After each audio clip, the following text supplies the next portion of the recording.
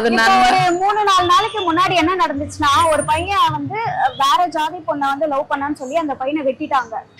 ஐயோ, இந்த மாதிரி கொலை பண்றவங்களை பத்தி நீங்க என்ன நினைக்கிறீங்க? அது எவ்வளவு பேரு பாவம். அவங்கள கொலை பண்ணணுமே, அவங்கள கொலை பண்ணணும். இஷ்டப்பட்டு பையனும் பொண்ணும் தானமா போயிட்டாங்க.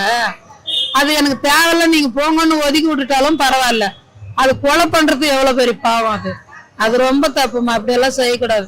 இதெல்லாம் எந்த ஊருக்காடுக்கும் என்ன சட்டம் இது, என்ன நியாயம் இது? எனக்கு பிடிக்கலையா இது. இந்த மாதிரி பண்றவங்களுக்கு ஏதாவது சொல்லணும்னா என்னன்னு சொல்லுவீங்க? அவங்க வந்து பையன் மாப்பிள்ள இஷ்டப்பட்டு போயிட்டாங்கப்பா. உனக்கு விருப்பமா இருந்தா அவங்கள சேர்த்து அண்டை பிடிச்சி ஆதரிச்சு அவங்களுக்கு நன்மை செய்யி.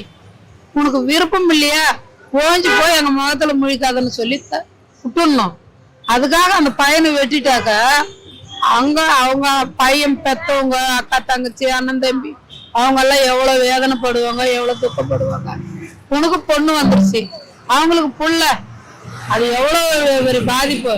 வெட்டினவங்களுக்கு சரியான தண்டனை கொடுக்கணும், சரியான தண்டனை கொடுக்கணும். அது ரொம்ப